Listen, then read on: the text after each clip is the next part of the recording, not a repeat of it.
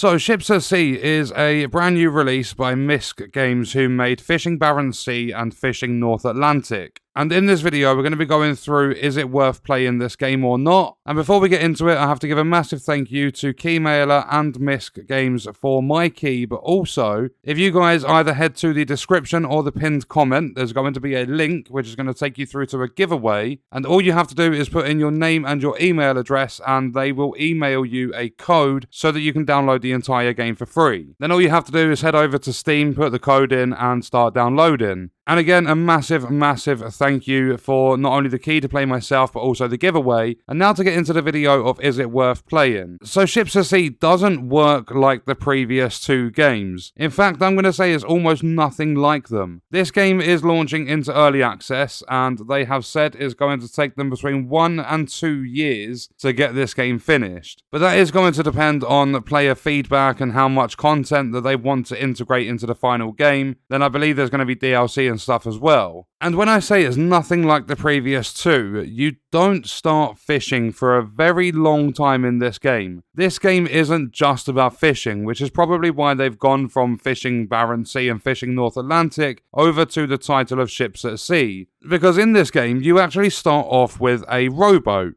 And in this rowboat, what you need to do is paddle to another port with some cargo, drop it off, and get payment. After you've done a couple of tutorial missions, you will be able to get a jigger in your rowboat and catch a few fish. But they are singular fish, and it's only after you've completed the tutorial will you get access to your first engine-based boat. But that engine-based boat is not set up for fishing, it is a cargo boat. So you're actually going to start this game off more as a Deliveroo driver than a fisherman. You do eventually get full-blown fishing boats, where you're able to set up nets and long lines and things like that. So there are similar mechanics. But this is more of a ship simulation game than it is a fishing game. You've got your cargo, you've even got service boats in this one, where there might be ships that are stuck out at sea and you have to go and rescue them. There's even the odd mission or two for sea markers, because they've got these massive sea markers. You might need to grab some fuses to go and fix it up, and then change the colour of the lights on it and stuff. So this is way more than just a fishing game.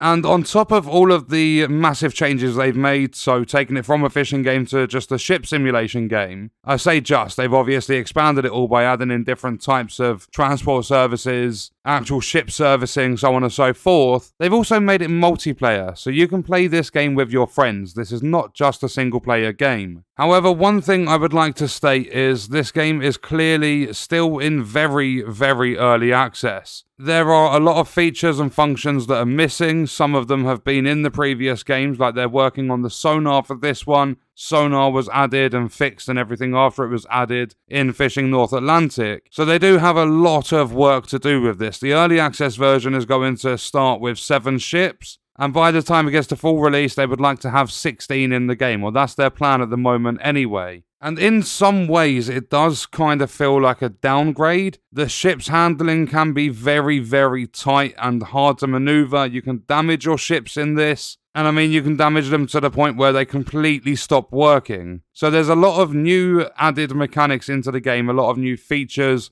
new ways to play the game. But because of that, they are a lot further behind in development for this than, for an example, when they released Fishing North Atlantic into early access. Because Fishing North Atlantic was a single-player game, you just focused on fishing, whereas this is single-player and multiplayer. Like, you've got a full-blown career in this game, but you've also got the multiplayer side of it. So there's 2 different components that they've got to work on, being single-player and multiplayer. And then they don't just have fishing, they've got the service, they've got the transport. And I will say what they have put together so far is really good. The game is enjoyable. I mean, once you get out of the rowboat, I really didn't get on with the rowboat at all. And I suppose the handling will probably just come down to experience. The more you spend time with a ship, the better you're going to be able to handle it. I haven't spent too long with the game so far. I do at the moment have a plan to go through the entire career as like a let's play. And I'm going to be playing quite a lot of multiplayer as well, providing it's not too buggy, because they have said that single player is a lot more stable than multiplayer. So with all of the new features and mechanics and stuff implemented into the game, with it going from just a single player game to being co-op, do I think this game is worth playing?